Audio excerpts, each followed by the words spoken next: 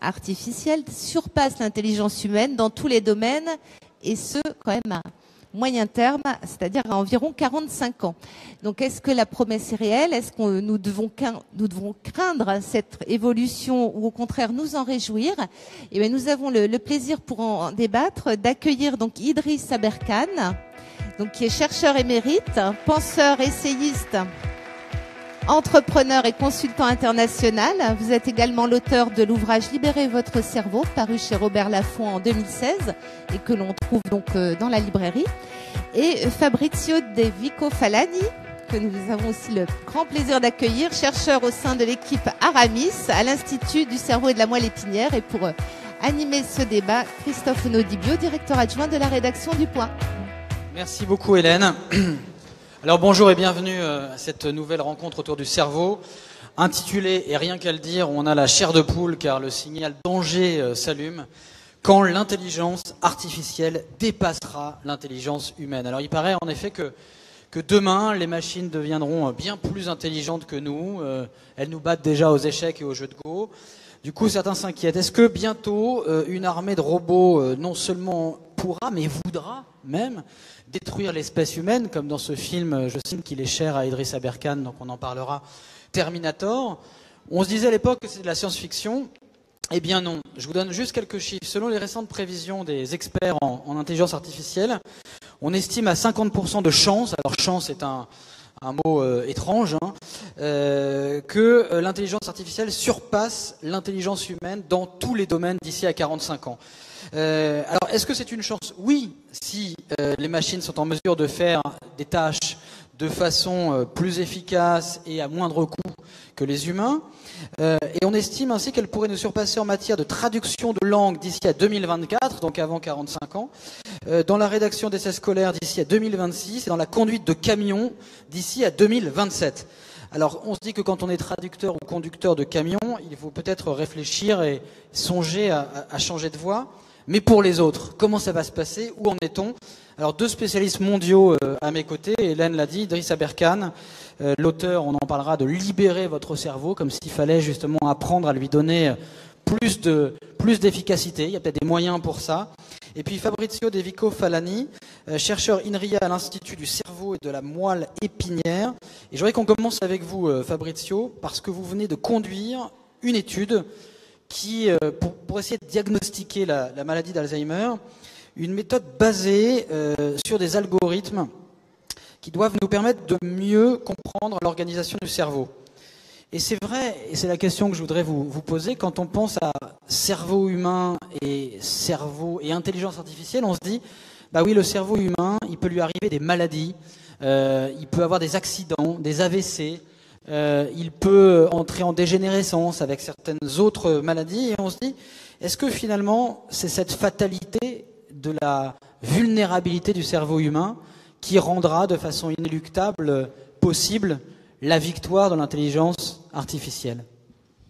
Oui, effectivement, comme vous l'avez dit, les algorithmes jouent aujourd'hui un rôle important dans la prédiction de la maladie, parce qu'ils sont capables de quantifier des mécanismes neurophysiologiques qui sont à la base de cette maladie. Et donc, c'est vrai qu'aujourd'hui, il y a aussi des techniques de neuroimagerie, donc qui donnent des informations, des données sur notre cerveau. Et cette information qui vient de cette technique de neuroimagerie, comme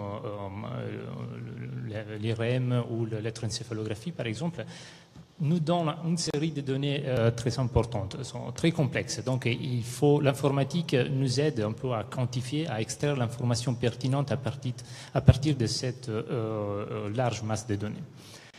Et effectivement, l'expérience que nous sommes en train de réaliser à l'Institut du cerveau et de la moelle épinière cherche à améliorer les algorithmes pour caractériser l'activité cérébrale des personnes, avec un but très précis dans ces cas-là, c'est qui veut répondre à cette question-là. Est-ce qu'on est capable d'utiliser notre activité cérébrale pour contrôler des dispositifs externes?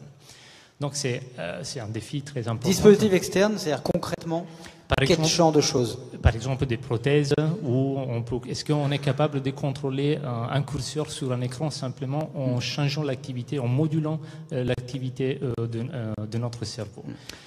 Pour ça, vous êtes venu avec un film, Ouais. peut-être qui va nous permettre de regarder concrètement Oui, à quoi ça ressemble. oui. Vous nous en dites un mot? Oui, peut-être avant de lancer la vidéo, je vais décrire peut-être un peu plus de quoi s'agit-il. Donc, vous allez voir, il y aura un sujet qui est dans une chambre qui est typique des expériences que nous faisons à l'Institut du cerveau et à la moelle épinière.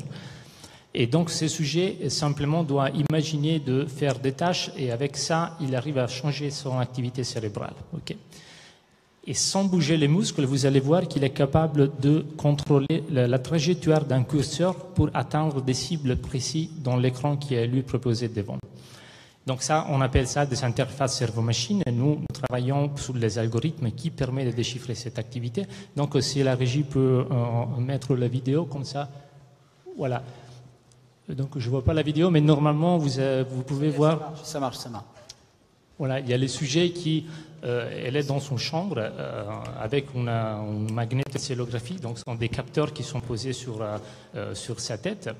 Et simplement, il est lui demandé de contrôler son activité pour atteindre la cible qui est présentée devant lui. Donc vous voyez qu'après quelques essais, il arrive bien à contrôler son activité du cerveau pour atteindre la cible qui est affichée sur l'écran. Donc vous voyez, il s'agit bien sûr d'un prototype, donc on y travaille pour améliorer les performances du système, mais donc, à terme... Fabricio, juste pour qu'on comprenne bien, donc le sujet, c'est celui qu'on voit tout en haut à gauche, donc qu'est-ce qu'il a sur la tête? Ce sont une série de capteurs? C'est une technique de neuroimagerie qui s'appelle magnétoencéphalographie. Donc ce sont des capteurs qui couvrent toute la tête du sujet. C'est une technique non invasive, ça fait pas mal, et permet de capturer l'activité électromagnétique des neurones à l'intérieur de la tête. Donc simplement en se concentrant, il transforme cette activité cérébrale-là en message et la machine est capable, oui. Cette activité, normalement, sont des signaux, sont des séries temporelles. Ces séries temporelles arrivent vers l'ordinateur où il y a un algorithme qui tourne et qui est capable de classifier, de reconnaître l'état mental du sujet et de l'associer à... Est-ce que, Idriss Aberkane, vous, l'auteur de Libérer votre cerveau, est-ce que pour vous, c'est une façon, justement, ce que vient de nous expliquer Fabrizio, est-ce que c'est ça aussi, libérer son cerveau pour arriver à se servir de choses sans les muscles, en fait, mais par le cerveau uniquement? Alors, tout à fait. Ce que vous venez de voir, en fait, c'est Spoutnik, là. La personne, pour pouvoir contrôler un curseur avec sa pensée, elle a besoin d'un gros dispositif. La magnétoencéphalographie, c'est refroidi à l'hélium liquide, ça prend beaucoup de place. On ne peut pas le porter dans la rue, mais on sait le faire. Et Spoutnik, c'était pareil. C'était un premier satellite qui ne faisait qu'une chose, c'est envoyer bip bip. C'est tout. Il n'avait aucun autre intérêt, Spoutnik. C'était un signal radio qui faisait bip bip. Aujourd'hui, les satellites font beaucoup plus que ça. Et on a même soupçonné pendant la guerre froide que certains satellites pouvaient envoyer des ogives nucléaires, en contravention d'ailleurs des règles internationales sur la militarisation de l'espace. Bien, l'intelligence artificielle, c'est la même chose, c'est-à-dire qu'elle vous donne du levier. Napoléon a dit à son époque, la force d'une armée, c'est comme l'impulsion en physique, c'est la masse multipliée par le mouvement. Pour Napoléon, c'était ça. La force d'une armée, c'est masse fois mouvement, qu'on appelle l'impulsion en physique. Et aujourd'hui, l'intelligence artificielle, elle nous donne une autre dimension, c'est le nombre d'actions par minute. Si vous êtes capable de réaliser beaucoup d'actions par minute, votre armée est plus puissante. Et ça, c'est pas moi qui le dis, c'est Vladimir Poutine. Vladimir Poutine a dit, donc on parle de quelqu'un qui s'y connaît un petit peu en géopolitique, a priori, eh bien, il a dit celui qui dominera l'intelligence artificielle dominera le monde. Cash, hein, comme ça. Donc l'intelligence artificielle, moi quand j'ai grandi, c'était un truc de geek, c'était des gars dont on comprenait pas bien le travail dans un labo. Et là, vous avez Poutine qui dit non, l'armée qui aura la meilleure intelligence artificielle va contrôler le monde. Pourquoi? Parce que l'interface cerveau-machine, ce qui vous a été démontré là, au départ, ça vient de l'armée. Moi-même, j'ai travaillé sur la neuroergonomie, et le but de la neuroergonomie, il est très simple, c'est d'augmenter vos actions par seconde. Et ça vient du pilotage. Vous imaginez, vous êtes un pilote, de chasse évidemment, un pilote de guerre, et vous êtes là dans un cockpit, et vous devez intégrer plein d'informations et prendre des décisions très rapides. Et c'est bien pour ça d'ailleurs que le casque, aujourd'hui, le seul casque du F-35 américain coûte 400 000 $. Juste le casque, à l'unité. Je parle Pourquoi? pas Parce de- qu'il est équipé comme dans l'expérience de Fabrizio de... En fait, j'en sais rien. C'est secret défense. On sait juste qu'il coûte. Oh, vous 400 êtes 000 décevant, $. Idriss. Je sais, je m'en veux un peu. Tiens, Enfin, un truc qu'il sait pas. je pourrais vous le dire, mais je devrais vous buter juste après, quoi. C'est la base. Ouais. Mais en fait, alors on sait des choses évidemment. Le truc, c'est que exactement comme dans cette expérience, l'idée, c'est que avant, pour envoyer un missile sur un avion, eh bien, il fallait verrouiller la cible, il fallait déplacer un joystick jusqu'à la cible, puis appuyer, puis le missile partait. Et maintenant, les Russes et les Américains savent faire que vous regardez l'avion et le missile part. Et donc, évidemment, ça va plus vite et on est plus dangereux. C'est-à-dire que dans un seul avion dans le ciel est plus dangereux. Il peut engager plus de cibles, il peut balancer plus de bombes. C'est super, on s'éclate à l'armée. Eh bien, le but, c'est de faire ça pour le civil. C'est-à-dire que demain, votre intelligence artificielle de téléphone, vous pourrez lui dire, même pas lui dire, d'ailleurs peut-être simplement en pensant, mais pour l'instant je vais le dire par la parole, évidemment, parce qu'on n'arrive pas à s'exprimer autrement. Hey, salut Siri, tu veux pas trouver un job d'été pour ma fille à Singapour? Et tu veux pas lui faire son CV? Puis fais-lui 3 CV différents selon les sociétés auxquelles elle va candidater. Et puis fais en sorte que son nouveau job soit compatible avec sa compétition de cheval de dans 3 mois. Et puis s'il te plaît, trouve-lui un appart en conséquence pour qu'elle n'ait pas à faire trop de chemin. Vous voyez, tout ça, ça prend du temps. Si vous deviez le faire vous-même, là, il y en a pour 3 semaines de travail. Écrire les CV, écrire les lettres de motivation, trouver les entreprises, trouver l'appartement. Demain, avec l'intelligence artificielle et l'interface cerveau-machine, ça se fera tout seul. Si vous avez vu le film Her, ça parle de ça. Et ce que vous nous dites là, Idriss, et ce qu'on voyait à travers le film de Fabrizio, c'est l'intelligence artificielle au service de l'intelligence humaine. Et un besoin finalement d'intelligence humaine qui va programmer, s'appuyer sur cette intelligence artificielle. Mais quand on dit l'intelligence artificielle va-t-elle vaincre l'intelligence humaine, on est dans une toute autre logique, Fabrizio. Là, pour l'instant, c'est plutôt vertueux ce que vous nous montrez. Est-ce qu'il n'y a pas naïvement, finalement, un risque que les choses se retournent? Oui, disons que dans l'expérience, par exemple, que j'ai montrée, c'est en effet une situation bidirectionnelle. Donc, vous avez d'un côté l'intelligence artificielle, donc l'algorithme qui essaie de traduire la pensée, mais il y a aussi un effort de la part de l'humain qui doit s'adapter aux algorithmes, à l'intelligence artificielle. Donc, si vous vous souvenez de la vidéo, au début, les sujets n'étaient pas capables de contrôler parfaitement le curseur. Là, c'est quelque chose qu'on apprend à le faire, comme vous apprenez à aller au vélo au début. Il faut apprendre. Il y a des mécanismes qui ne sont pas encore connus dans des mécanismes neuronaux et que justement nous cherchons d'étudier pour mieux améliorer la performance et l'interaction homme-machine. Et qu'est-ce que vous leur dites? Parce que j'ai vu que vous avez même fait ça sur quelques journalistes qui ne sont pas plus intelligents que les gens normaux. Qu'est-ce que vous leur dites justement? Quand vous nous dites qu'il y a des méthodes pour justement arriver à faire bouger ce curseur, quelles sont les méthodes humaines? Oui, normalement au début on dit rien au sujet pour voir quelles sont leurs capacités normales, sont pas le biaisé. Et donc dans le cas de la journaliste, c'était un cas très particulier parce qu'elle est arrivée au premier coup à faire de performances optimales, donc elle est arrivée à contrôler de façon optimale. Il y a des gens qui ont besoin de plus de temps. Il y a des personnes qui ont besoin de plus de temps à apprendre certaines choses. Et donc, justement, comme ces mécanismes-là d'apprentissage ne sont pas connus, et je pense que c'est vraiment là la clé. Mais vous leur dites des choses, vous, après, dans un second temps, pour les aider avec cette intelligence humaine Oui, il y a des techniques. Par exemple, on sait très bien que les gens qui font du yoga, par exemple, arrivent mieux à contrôler leur état mental. Donc, éventuellement, pour ces sujets-là, on leur demande de mieux se relaxer pour générer des signaux de l'activité cérébrale plus propres, plus faciles à être détectés par l'algorithme. Ça, c'est un exemple. Il y a aussi des instructions de ce type-là. Idriss Aberkane, je voudrais qu'on revienne aussi à votre domaine d'études et à cette libération du cerveau.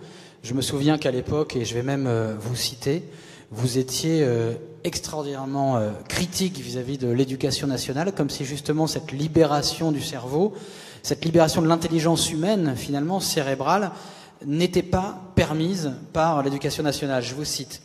Imaginez, vous êtes dans un hôtel de grand luxe devant un buffet à volonté.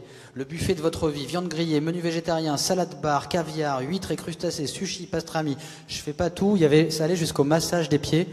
Tout ce qu'il faut pour couronner le tout, vous avez faim, très faim. Beaucoup de gens appelleraient ça le paradis.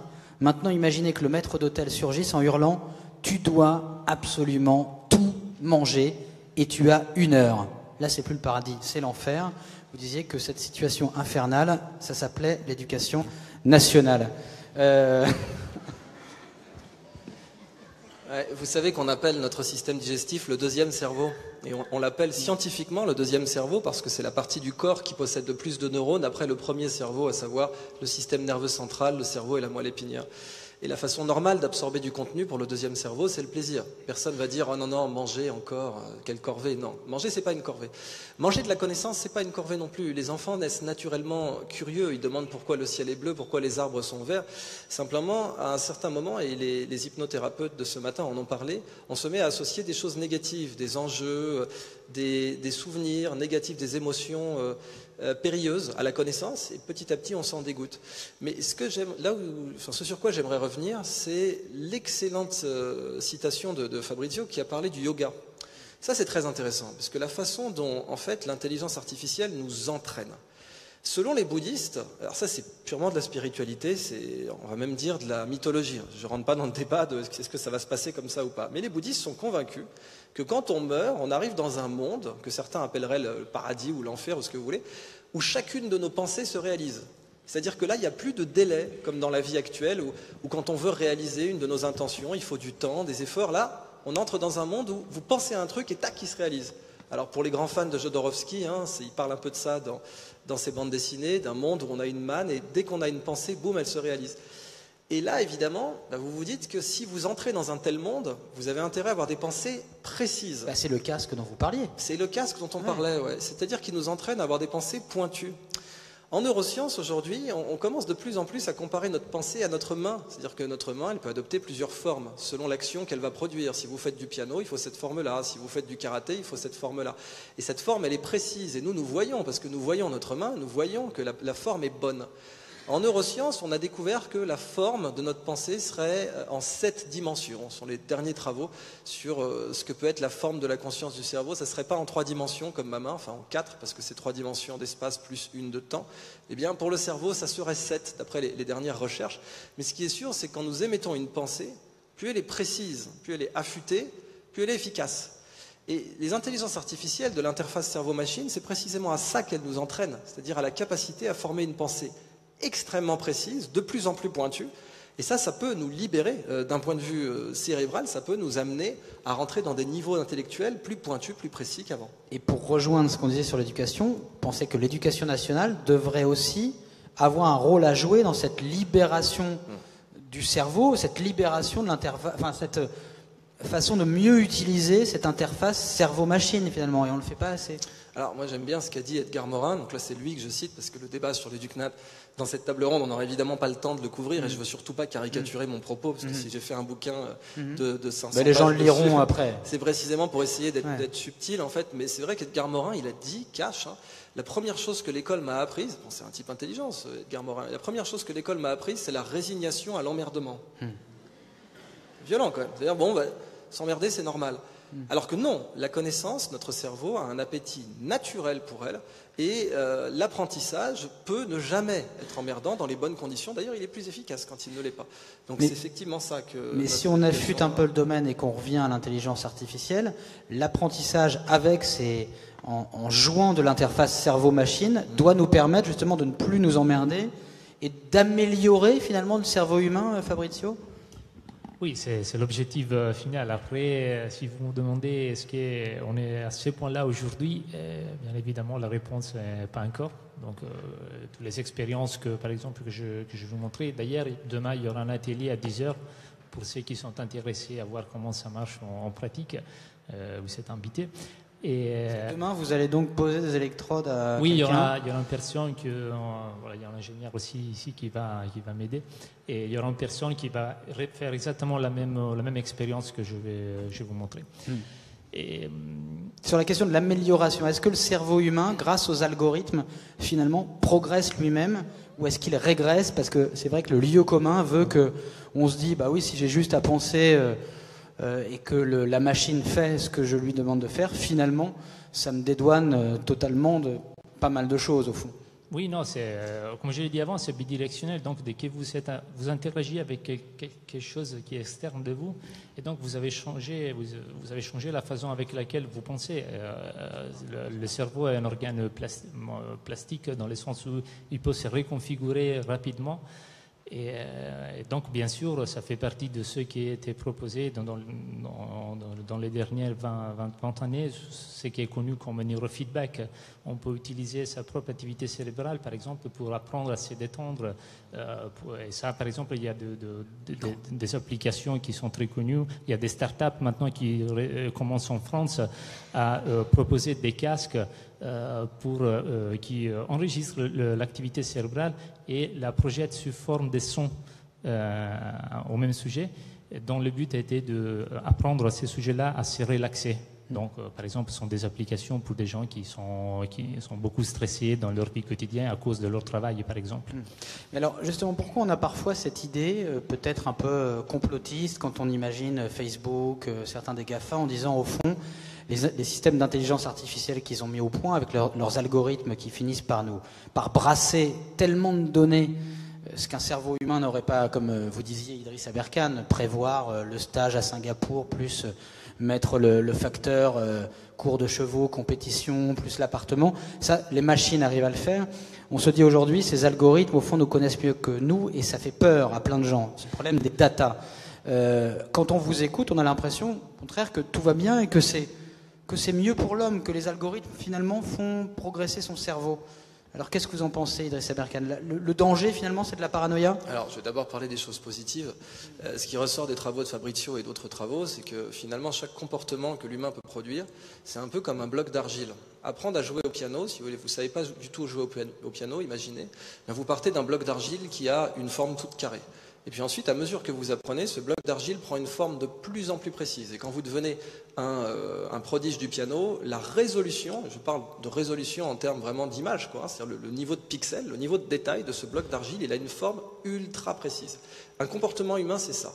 Savoir parler une langue, savoir jouer au piano, c'est partir d'un bloc d'argile qui n'a pas de forme, et le mettre à une forme extrêmement précise, et avoir 50 000 heures de pratique sur un domaine, c'est précisément augmenter la résolution, on pourrait même la mesurer en pixels si on s'amusait, de ce comportement.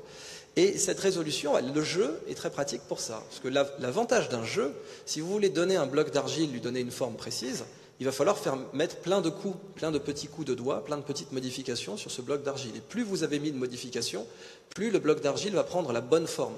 Et plus vous avez de modifications par seconde, plus le fait d'arriver à la bonne forme pour le bloc d'argile va être rapide. Les jeux ont cette capacité-là. Et c'est pour ça que j'aurais juste parlé de ça avant de parler de l'intelligence artificielle et des risques. Pourquoi le jeu est technologiquement la meilleure façon d'apprendre ? Parce qu'un jeu, il vous donne énormément de feedback.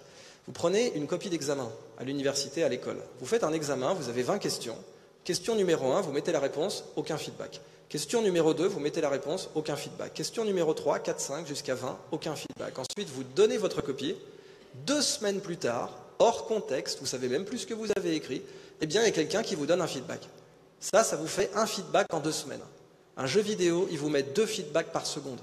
Donc évidemment que la fréquence de formation est plus grande, et c'est précisément pour cette raison que l'on forme les pilotes de ligne sur des simulations et que l'on forme les médecins et les chirurgiens de plus en plus sur des jeux.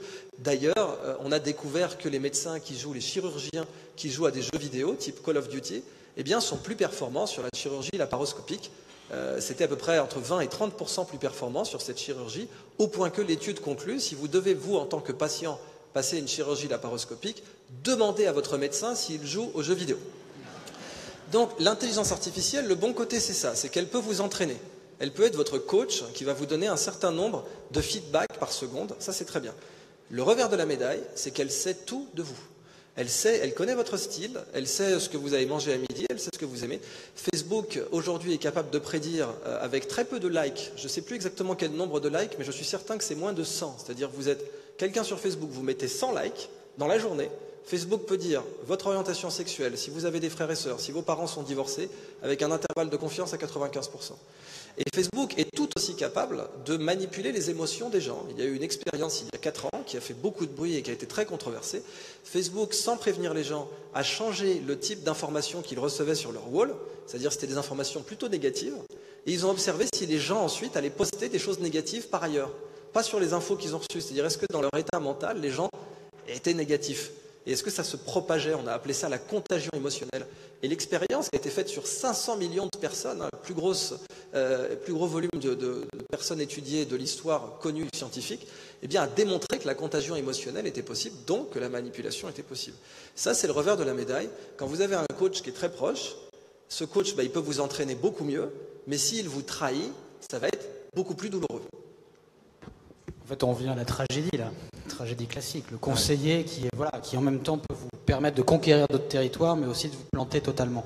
Vous me disiez d'ailleurs, Idriss Aberkane, qu'il y a aujourd'hui, puisqu'on a parlé de l'armement tout à l'heure et de l'utilité, en tout cas pour la guerre, de l'intelligence artificielle qui permet en gros de tuer plus vite et plus efficacement et à moindre coût. Qu'il y a quand même, se pose la question, et là l'intelligence humaine rejoint l'intelligence artificielle, mais Elon Musk, par exemple, propose une convention de Genève liée aux intelligences artificielles. Est-ce que vous pourriez nous en parler? Si Fabrizio va en parler avant moi. Oui, peut-être pour compléter les discours d'avant. Oui, effectivement, à chaque fois qu'il y a une nouvelle technologie, il y a des pros et de contre. Donc, c'était la même chose pour l'énergie atomique. Donc, on peut penser à des utilisations très positives et des autres utilisations très négatives. Et donc, nous, on est vraiment dans ces situations-là. Je pense que c'est le moment où la société doit s'interroger sur quelles sont les règles qu'il faut appliquer à ces algorithmes. Qui va gérer tout ça? Et c'est surtout le problème parce que, par exemple, dans l'exemple qu'Idriss mentionnait, il s'agissait de données comportementales. Donc, des likes sont des données comportementales de chacun de nous. Oui. Et dans l'interface cerveau-machine sont les données physiologiques de chacun de nous. Donc, on en parle, la santé, par exemple. La santé sont des données médicales. Donc, il peut y avoir d'informations encore plus importantes à préserver pour des questions de privacy et tout ça. Et justement, mais comment vous allez faire pour légiférer sur ces algorithmes? Pour l'instant, ils sont entre les mains d'organisations privées, des entreprises, les GAFA par exemple. Ils sont autant protégés que le casque à $400 000 que vous nous parlez. Donc, est-ce qu'on peut avoir espoir d'une législation là-dessus? Une convention de Genève liée aux intelligences artificielles, c'est crédible comme scénario? Alors, il y a une légende qui circule aux États-Unis sur un calibre de munitions qu'on appelle le .50 Browning, qui est une munition particulièrement violente, qui est capable de traverser 7 coffres-forts. Si vous vous amusez sur YouTube, il y a des types qui s'amusent à tirer sur des coffres-forts d'hôtels avec du .50 Browning, ça traverse 7 coffres-forts. Utiliser cette munition sur des gens est interdit par la Convention de Genève. Et la blague circulait dans l'armée américaine qu'en fait les soldats tiraient sur la boucle de ceinture parce qu'elle est considérée légalement comme du matériel et qu'on a le droit par la Convention de Genève de tirer sur du matériel avec le calibre .50 Browning. Bon, tout ça pour vous dire qu'une législation, ça se contourne. Mais ce que j'aime chez Elon Musk, c'est qu'il est en train de dire qu'il ne faut pas qu'il y ait d'armes autonomes. Qu'il faut qu'il y ait un moratoire. Je sais qu'un moratoire, c'est une passoire et qu'on pourra toujours le contourner, mais au moins, ça met ça dans le radar des gens. C'est-à-dire que ça met dans le radar des gens qu'aujourd'hui, d'après une étude très sérieuse de la New York University, la fourchette basse du nombre de bavures sur les drones, sur les frappes de drones, c'est-à-dire de gens innocents qui ont été tués par des drones dans le monde, c'est 67%. Ça, c'est la fourchette basse. C'est-à-dire qu'on est sûr qu'il y a au moins 67% des gens qui sont tués par les drones depuis que le programme d'assassinat par drone américain existe sont des innocents. Et sans les drones, on est à combien quand c'est les drones simplement? C'est un vrai débat, effectivement. Mais l'idée, c'est que le drone, il est piloté depuis le Nevada, etc. Alors, si demain le drone, il est programmé d'un vague, faites le nécessaire. Allez, démerde-toi, tu vas dans telle zone de guerre, puis tu me butes les méchants. Tôt ou tard, on sait qu'on pourra le prendre en défaut, on sait qu'on pourra peut-être le pirater, ça sera très dur d'expliquer que vous êtes un innocent à un drone. C'est-à-dire, vous êtes les mains en l'air, non mais c'est pas moi. Bon. Et Elon Musk, effectivement, il dit, moi tout ce que je veux, c'est qu'il y ait un moratoire sur les armes autonomes parce qu'on en a la capacité. À l'heure où je vous parle, la DARPA, donc l'organe de recherche et développement du Pentagone, a déclaré avoir mis au point des balles de fusil d'assaut à tête chercheuse, qui sont très sélectives. C'est-à-dire que je pourrais vous imaginer, quelqu'un dans cette salle pourrait dire fusil, mon beau fusil, est-ce que tu veux bien tuer toutes les blondes de la salle? C'était pour moi. Et c'est possible, ça. C'est physiquement possible et la DARPA revendique de l'avoir fait. Donc, bon, évidemment que je pense qu'il faut un moratoire. Et Elon Musk a été très caricaturé quand il a parlé d'intelligence artificielle. Mais en fait, c'était ça qu'il voulait faire. C'était un moratoire sur les armes autonomes. Il n'y a pas quelqu'un de la DARPA qui travaille pour Facebook maintenant? Si, tout à fait. C'est ça, depuis récemment, là. Ouais. Et en fait, il y a eu un débat récemment entre Zuckerberg et Elon Musk, où Musk a dit, voilà, bon, il faut faire ce moratoire. Zuckerberg a dit, Musk est irresponsable en disant ça. Il est irresponsable, il fait peur sur l'IA, c'est irresponsable, c'est ce qu'il a dit. Et mon interprétation personnelle, c'est que bon, Facebook gagne d'autant plus d'argent qu'il vous connaît. C'est la base. Dans les réseaux sociaux, il y a un indicateur essentiel qu'on appelle l'ARPU, Average Revenue Per User. C'est ça qui fait de l'argent. Et l'ARPU de Facebook... Revenu moyen par utilisateur. Revenu moyen par utilisateur annuel. Facebook aujourd'hui est à $9 par an et par utilisateur. Ça veut dire que Facebook, qui a à peu près 2 milliards d'utilisateurs de comptes, va faire autour de 18 milliards par an de chiffre d'affaires. Facebook vend les données ensuite. Parce que Facebook vend vos données. Aujourd'hui, la donnée vaut beaucoup plus cher que le pétrole. Il faut savoir que Facebook en bourse vaut 4 fois Total. Total vaut 112 milliards en bourse. Facebook vaut 500. En fait, c'est même plus que 4 fois. Total a été créé en 1927. Facebook a été créé en 2005. La donnée, c'est le nouveau pétrole. Et le problème, c'est que nous avons tous un puits. Nous avons un puits de données qu'on appelle le datasome. Et nous ne percevons aucune royalties dessus. Le datasome. C'est ça. Le Oui, datasome, l'ensemble des données qu'on produit. Notre corps de data. Notre corps de data, exactement. Et ce puits de pétrole, qui vaut plus cher que le pétrole, c'est vraiment comme les situations où l'Iran et l'Irak ne percevaient aucune royalties quand l'anglo-persian allait forer du pétrole chez eux. Nous sommes des pétromonarques de nos données, qui valent plus cher que le pétrole, et nous ne percevons aucune royalties dessus. Et pour finir, si Zuckerberg dit qu'il faut plus d'IA et qu'il ne faut pas non plus trop se méfier de l'IA, c'est parce que plus il met d'IA dans ses comptes, plus le revenu moyen par utilisateur augmente. Et son objectif est de passer de 9 à 20 d'ici 2030. Donc de faire un petit x2 et quelques en ayant plus d'IA. Donc évidemment, qui veut que l'IA devienne de plus intime. Une dernière question pour Fabrizio avant de passer aux questions. Puisque vous êtes, vous, dans le dur, dans l'expérimentation, vous travaillez entre l'intelligence humaine et l'IA. Est-ce que vous êtes conscient, de manipuler des choses qui à la fois peuvent être très précieuses pour l'humanité, d'autant que vous travaillez sur des maladies, des gens qui sont en incapacité de faire des choses, et grâce à l'intelligence artificielle, ils vont pouvoir faire ces choses sans leurs muscles. Est-ce que vous êtes conscient de travailler avec une matière qui est à la fois infiniment précieuse et infiniment dangereuse aussi? Idriss Aberkan vient de le rappeler. Oui, c'est peut-être aussi l'occasion de terminer avec quelque chose d'un peu plus positif, optimiste. Effectivement, il y a cette question-là qui persiste. C'est pour ça que je sollicite vraiment la société à penser à comment on peut tourner ce type de problématiques aussi éthiques. Mais c'est vrai que moi je travaille dans un hôpital, donc le type d'applications que vous pouvez imaginer sont utiliser ce type d'interface pour permettre à des gens qui sont handicapés d'interagir avec le monde extérieur, de communiquer avec leurs parents. Donc je pense peut-être c'est une belle manière de terminer le débat vers quelque chose sur une note positive. Il y a juste, je résiste pas parce que je l'ai annoncé. Mais il va répondre rapidement. Le scénario de Terminator, je sais que tu as rencontré, je crois, le conseiller technique de James Cameron. Le scénario de Terminator, c'est des machines qui veulent détruire ceux qui les ont créés, enfin en reprenant le vieux mythe. Là, on termine de nouveau avec exactement. C'est crédible aujourd'hui, Idriss Aberkan? Je vais terminer quand même sur le positif là-dessus. Donc c'était Mark Macaluso, le conseiller de James Cameron, qui s'intéresse à la façon dont les gens voient l'IA. Et il a une belle métaphore. Il dit l'IA, c'est comme un chien. C'est exactement comme un chien. Donc vous pouvez en faire un chien d'attaque. Vous pouvez en faire un Saint-Bernard qui va vous sauver d'une avalanche avec un tonnelet de rhum. Et ce que font les gens comme Fabrizio, c'est qu'ils entraînent des chiens qui permettent aux handicapés, par exemple moteurs, aux personnes ou à mobilité réduite, ou des personnes en situation, par exemple, locked-in syndrome, où on peut juste battre des paupières, de pouvoir faire des choses et même d'avoir un exosquelette plus tard qui pourront commander par la pensée. Et ça, c'est évidemment l'aspect positif du chien.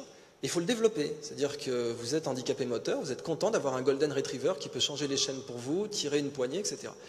Il faut juste savoir qu'effectivement, dans l'autre dimension, il y a des gens qui vont entraîner ces chiens à poser des mines sous des chars, à mordre des gens, à les tuer, etc. Le chien peut-il se retourner contre son maître? En théorie, rien ne l'empêche formellement, mais ça ne signifie pas qu'il ne faut pas, par ailleurs, avoir une industrie civile forte, selon moi plus forte que celle du Pentagone, et pour avoir une industrie civile forte là-dessus, il faut que les gens soient informés. La première chose, c'est ça, il faut que les gens soient au courant de l'état de l'art, de ce qui peut se faire, de ce que l'industrie militaire développe également, qui n'est pas forcément mauvais en soi, parce que vous savez qu'à chaque fois qu'une techno militaire passe dans le civil, elle change le monde. Le GPS, ça vient de l'armée, l'Internet, ça vient de l'armée, les satellites en général viennent de l'armée, les ordinateurs viennent de l'armée. Eh bien, il faut que le public soit averti, connaisse et une bonne culture de ce que l'on peut faire. Parce que quand vous entraînez un chien à aider un handicapé, une personne à mobilité réduite, vous changez sa vie. Et c'est précisément ce que font les chercheurs comme Fabrizio. Merci beaucoup. J'imagine que vous avez des questions.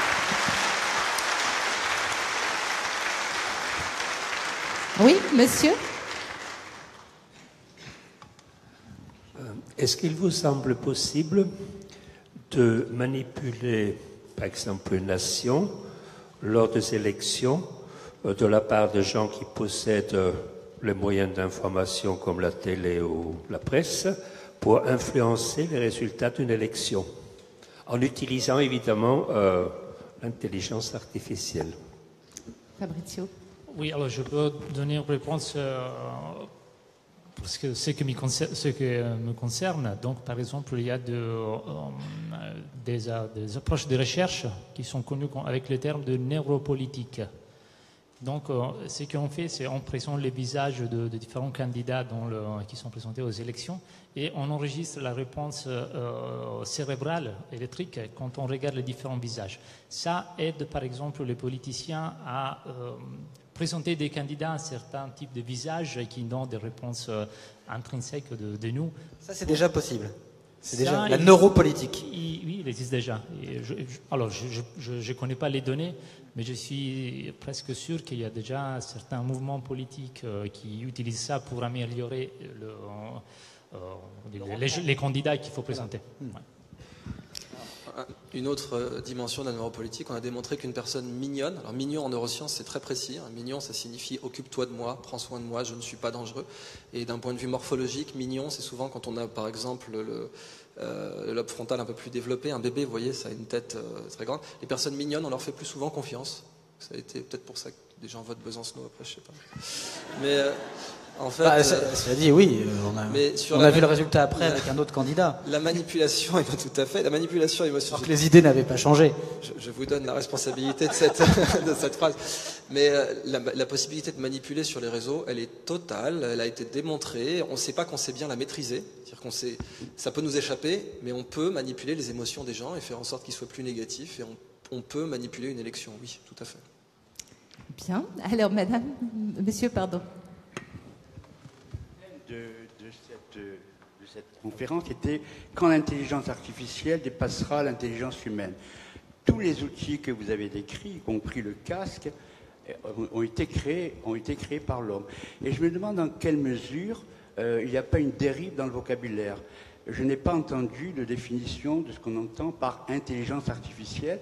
Ça me fait penser un peu après le décryptage du génome humain dans les années 2000, où Gilbert, un très grand scientifique, levait en l'air un CD, lequel avait noté tout le cryptome en disant « Je tiens dans la main un homme ». Donc j'aimerais avoir une définition précise de ce que vous entendez par intelligence artificielle. Les algorithmes. Et la définir et la distinguer de l'intelligence tout court. Merci monsieur. Fabrizio, pour une définition exhaustive. Intelligence artificielle, c'est par exemple avec le test de Turing qui peut donner cette réponse. C'est est-ce qu'on peut arriver à un moment que l'algorithme est capable de répondre de la même manière qu'une personne humaine. Et ça, c'était une définition qui était donnée. Et après, voilà, une intelligence artificielle, pour moi, c'est un algorithme. Donc, un algorithme sont des formules mathématiques plus ou moins sophistiquées qui calculent, en fait, c'est ça. Sont des calculs. Et intelligence artificielle, ça veut dire qu'à un moment donné, ces algorithmes deviennent tellement performants qu'ils sont capables eux-mêmes de générer de nouvelles hypothèses, de générer de nouveaux modèles, de poser de nouvelles questions qu'ils ne sont pas capables de... Vous pourriez donner un exemple concret de ça, d'un type de nouvelle question posée par l'intelligence artificielle? Alors, je peux vous dire un exemple très mathématique, mais par exemple, des algorithmes maintenant sont développés pour démontrer des théorèmes, par exemple en mathématiques, ou de générer de nouvelles hypothèses en mathématiques. Donc, je ne pourrais pas donner dans un cas très pratique, même pour des formations professionnelles, c'est plutôt en mathématiques. Et voilà, mais on est vraiment loin de là. Ça veut dire que les algorithmes, pour l'instant, ils arrivent bien à caractériser un comportement, à identifier nos capacités, nos caractères. Mais ils ne sont pas encore capables de générer de nouvelles informations. Différence intelligence humaine, intelligence artificielle, Alors, Idriss. c'était une très bonne question que vous avez posée. Fabrizio a parlé du test de Turing. Donc le test de Turing, c'est quand vous êtes incapable de dire, vous parlez avec quelqu'un, par exemple sur ordinateur, vous êtes incapable de dire si c'est un humain ou une machine à qui vous parlez. Ça, c'est le test mathématique pour déterminer, différencier, si vous voulez, pour dire qu'une intelligence artificielle a atteint le niveau humain. C'est quand vous êtes plus capable de dire si ça, c'est un robot qui vous parle. Et par email, on n'est pas loin de ça. On arrive aujourd'hui à enregistrer, par exemple, les tics de langage de quelqu'un pour faire un email écrit par un mort. On arrive à faire ça. Et les gens sont là, j'ai l'impression que c'est mon grand-père qui m'écrit, alors qu'en fait c'est une IA. On se rapproche de ça. Cependant, pour moi, c'est que très superficiel. Vous savez que quand il y a eu le premier film, l'entrée d'un train en gare de La Ciotat, les gens se sont cachés sous les sièges parce qu'ils avaient l'impression que le train leur arrivait dessus. Et aujourd'hui, les gens ne sont plus du tout impressionnés, même par du cinéma 3D. Et je pense que ces artifices de l'IA, pareil, dans une génération, ça n'impressionnera plus les gens. Ils feront la part des choses. Cependant, l'IA aujourd'hui peut déposer des brevets. Elle est créative. La NASA faisait une recherche sur des antennes, ils avaient besoin d'antennes satellites qui avaient une certaine forme et les ingénieurs ne trouvaient pas cette forme. Alors ils ont laissé ce qu'on appelle un algorithme génétique, c'est une classe d'intelligence artificielle très précise qui est mathématiquement spéciale parce qu'elle est force de proposition, elle est créative. Et ces intelligences artificielles ont proposé 5 antennes qui ont été brevetées et les auteurs, l'équipe de recherche, a mis le logiciel comme codéposant du brevet. Ce qui est illégal en droit évidemment, mais ils ont mis le logiciel comme codéposant, ils ont dit c'est pas nous, on n'a pas trouvé cette forme, c'est l'IA. Donc là, on commence à avoir des IA qui sont vraiment créatifs, qui trouvent des solutions que l'humain n'avait jamais trouvées. Et ça, c'est nouveau. Je sais que ça fait bizarre. Je sais bien que ça fait bizarre parce que ce n'était pas le cas avant. L'intelligence artificielle avant, elle avait un rapport A sur I faible, c'est-à-dire peu d'artificiel et beaucoup d'intelligence humaine. Quand Deep Blue a battu Garry Kasparov, par exemple, c'était que des parties humaines. Deep Blue avait battu le joueur d'échecs en enregistrant plein de parties jouées par des humains. Par contre, AlphaGo chez Google n'a pas fait comme ça. AlphaGo a créé de nouvelles stratégies et de nouvelles parties en s'entraînant qui n'avaient jamais été jouées par des humains. Et là, on entre dans un rapport A sur I, dit élevé, c'est-à-dire plus d'artificiel que d'intelligence humaine. Et ça, c'est quelque chose de très, très nouveau. Alors, en définitive, la définition biologique de l'intelligence, il n'y en a qu'une, c'est la capacité à résister à l'éradication. C'est tout.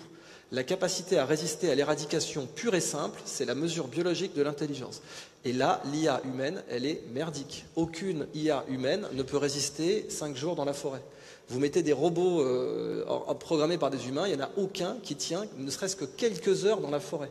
Alors que le virus de la grippe, par exemple, qui d'un point de vue biologique n'est même pas tout à fait vivant, on ne sait pas l'éradiquer. On n'a toujours pas éradiqué le virus de la grippe. Et les rats, on ne sait pas les éradiquer non plus. Ils sont extraordinairement intelligents, peuvent s'adapter à plusieurs milieux, etc.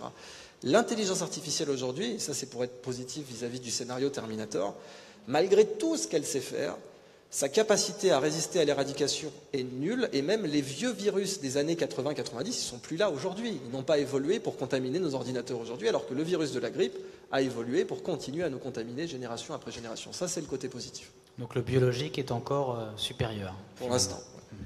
Merci beaucoup. Alors peut-être une dernière question. Oui, ici, s'il vous plaît.